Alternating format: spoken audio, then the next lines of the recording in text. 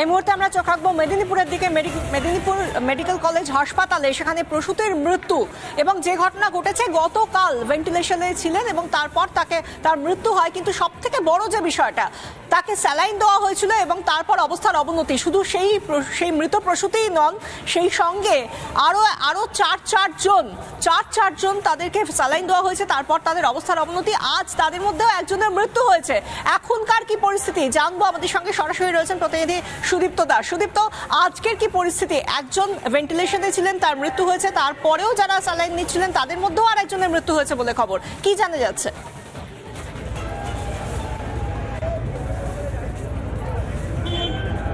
না দেখো, এখনো পর্যন্ত হাসপাতাল সূত্রে যেটুকু খবর, যে ভেন্টিলেশনে থাকা একজনেরই কিন্তু মৃত্যু হয়েছে এবং বাকিদের অবস্থা অত্যন্ত আশঙ্কাজনক, এমনটাই জানা যাচ্ছে। গোটা পরিবার কান্নায় ভেঙে পড়েছে। আমি সেই ছবিটা দেখাবো, কথা বলার চেষ্টা করব। কেন এরকম হলো, কি মনে হচ্ছে দিদি? কান্নায় ভেঙে পড়েছেন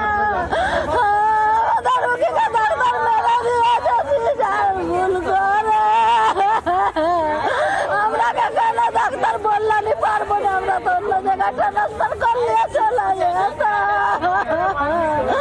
আমরা 3 দিন সুযোগ দিয়েছে ডাক্তারকে, তবু কেনা বললামই। 3 দিন পেছাব বন্ধ। মনে হচ্ছে মা ডাক্তারের গাফিলতি, চিকিৎসার গাফিলতি। আমরা তো ডাক্তারেরই দোষ দেবো, গাফলাতি হোক নাই হোক, সে কেনা একটা কথা বললো নি আমার দিকে, যে তোমরা পেশেন্ট নিয়ে যাও, কোথাও যদি নিয়ে যেতে পারো, আমরা পাচ্ছি নি, এই কথাটা কেন বললো নি? শোনা যাচ্ছে স্যালাইন দেওয়ার পর থেকে পেচ্ছাপ বন্ধ হয়ে গিয়েছিল। হ্যাঁ, আগের থেকে বন্ধ, সিজার করার পর থেকে পেচ্ছাপ বন্ধ। আর সিজার থেকে ভয়ঙ্কর একটা পরিস্থিতি আমরা দেখতে পাচ্ছি। একদিকে ভেন্টিলেশনে থাকা এক প্রসূতি, তার মৃত্যু হলো স্যালাইন নেওয়ার পর, এবং মোট 4 জনের মধ্যে বাকিদেরও ভালো অবস্থা এমনটা বলা যাচ্ছে না। ধন্যবাদ সুদীপ্ত। আমরা এই পরিবারের হাহাকারের কথা শুনছিলাম এবং সত্যি শিউরে ওঠার মতো বর্তমান পরিস্থিতি।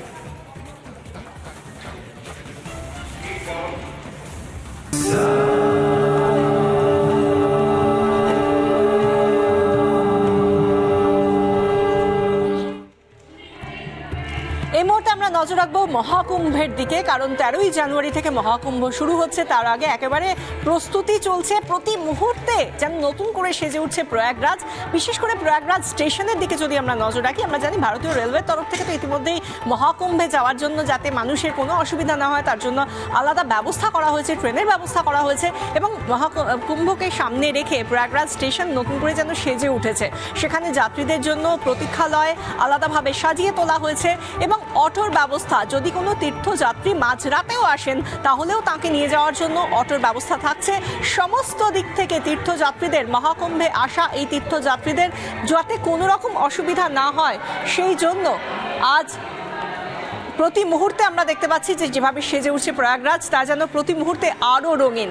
আমাদের সঙ্গে 2 প্রতিনিধি রয়েছেন মহাকুম্ভের এই প্রস্তুতির দিকে নজর রাখার জন্য সরাসরি প্রয়াগরাজ থেকে। একদিকে রয়েছেন সন্তু পান, অন্যদিকে রয়েছেন মধুকল্পিতা চৌধুরী।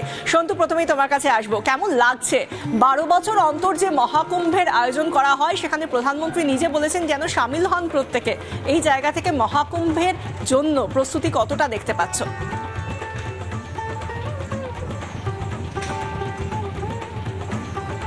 দেখো বিশাখা, এটা জীবনের সব থেকে বড় একটা অনুভূতি। 144 বছর পর এই মহাকুম্ভ হতে চলেছে এবং আমরা গতকাল রাজধানী এক্সপ্রেস ধরে কলকাতা থেকে প্রয়াগরাজে পৌঁছে গিয়েছি এবং সেই মুহূর্তের ছবিটা আমরা তুলে ধরেছি, যে মধ্যরাতে সাধারণ মানুষ যারা পুণ্যার্থীরা আসবেন তারা ঠিক কিভাবে অটো পাবেন, টোটো পাবেন, তারা ঠিক কিভাবে প্রয়াগরাজে পৌঁছতে পারবেন। আমি যেখানটায় রয়েছি ছবি দেখানোর চেষ্টা করব। ইউপি পুলিশ তুমি দেখতে পাচ্ছ, তারা কিন্তু সতর্ক রয়েছেন। প্রতিটা গাড়ির উপর নজরদারি চালানো হচ্ছে এবং সিসিটিভি ক্যামেরার মাধ্যমে কিন্তু নজরদারি চলছে। প্রতিটা মোড়ে তুমি দেখতে পাচ্ছ যে প্রতিটা জায়গায় কিন্তু পুলিশ দাঁড়িয়ে রয়েছে। এবং তোমায় বলি, এই মুহূর্তে টেম্পারেচার বলছে প্রয়াগরাজের 16 ডিগ্রি, অর্থাৎ 10টা 16তে 16 ডিগ্রি টেম্পারেচার প্রয়াগরাজে। এবং এই মুহূর্তে যে ছবিটা তুমি দেখতে পাচ্ছ, সাজো সাজো রব, প্রতিটা রাস্তা কিন্তু ঝাঁ চকচকে রাস্তা। এবং আমরা দেখতে পাচ্ছি কার্যত রাজধানীর মতো, আমরা দিল্লিতে গিয়ে যে ছবিটা দেখতে পাই বিভিন্ন সময় খবর করতে গিয়ে, সেই সুরক্ষা বলয় কিন্তু কার্যত রাজধানীর মতো তৈরি করা হয়েছে। এবং তাসকেন্ট মার্গ, আমরা এই মুহূর্তে দাঁড়িয়ে রয়েছে তাসকেন্ট মার্গে। এই মুহূর্তে সাধারণ মানুষ তারা দাঁড়িয়ে রয়েছেন। আমরা কথা বলার চেষ্টা করবো। ভাইজি, महाकुंभ हो रहा है यूपी में, बहुत सारे लोग आ रहा है, तो क्या कहेंगे, यूपी में क्या चल रहा है? यूपी में कुंभ मेला चल रहा है और बहुत अच्छे तरीके से चल रहा है। प्रशासन का इसमें बहुत बड़ा रोल है। प्रशासन हर तरीके से व्यवस्था करके रखती है। सुरक्षा बहुत अच्छी व्यवस्था है हर तरीके की। जितने भी अतिथि हमारे यहाँ आएंगे खुश होके जाएंगे। हाँ बिल्कुल। বিশাখা, তুমি শুনতে পাচ্ছ, যারাই অতিথিরা আসবেন তারাই কিন্তু খুশি হয়ে যাবেন। প্রধানমন্ত্রী নরেন্দ্র মোদী তিনি বলছেন যে প্রত্যেকের যাওয়া উচিত, একবার অন্তত যাওয়া উচিত, কারণ 144 বছর একদমই তাই, পর যারা অর্থাৎ সেখানকার মানুষ তারা তো বলছেনই। আর আমরা দেখেছি গতকাল প্রধানমন্ত্রীও আহ্বান জানিয়েছেন প্রত্যেককে যাতে এই অভিজ্ঞতা যেন প্রত্যেকেই নিতে পারেন। আমরা আমাদের প্রতিনিধি মধুকল্পিতার কাছে একবার যাব। মধুকল্পিতা, তুমি যেখানে রয়েছো সেখানকার ছবিটা একটু দেখো।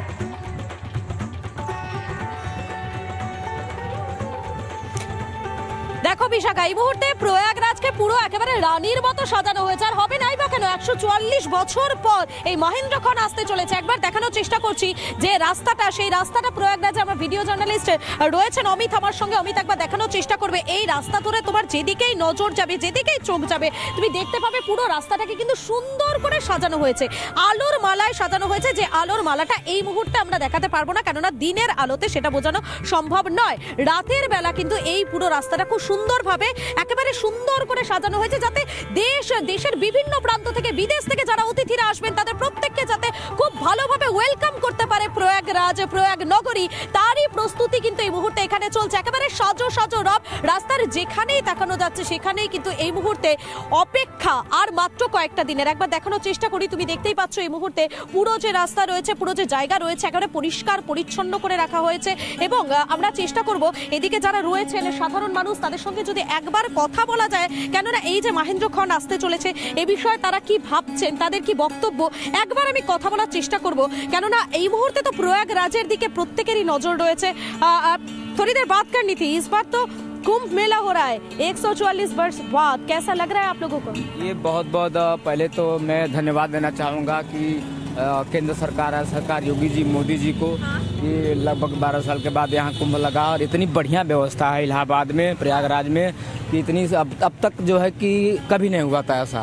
और व्यवस्था को देखा जाए तो प्रशासन, मीडिया के लोग काफ़ी यहाँ एक्टिव है और बहुत सारी इतनी व्यवस्थाएं कि जो कि कभी ऐसा हुआ नहीं है। तो मैं बहुत बहुत धन्यवाद देना चाहूँगा योगी जी को, मोदी जी को, कि यहाँ व्यवस्था बढ़िया किए हैं। कुंभ में सभी लोग आए बढ़िया से। और আমরা দেখতে পাচ্ছি সেই ছবিটা যেখানে রানীর মতো করে সাজানোর চেষ্টা করা হচ্ছে প্রয়াগরাজকে। আর অন্যদিকে এই 7 সকালে যখন 10টা 20 বাজে সেই সময় আমরা দেখতে পাচ্ছি মধুকল্পিতা এবং সন্তু যে রাস্তায় কোনো রকম ভাবে যাতে ট্রাফিক যানজট না হয় সেই জন্য কোনো রকম খামতি রাখছে না উত্তরপ্রদেশ সরকার।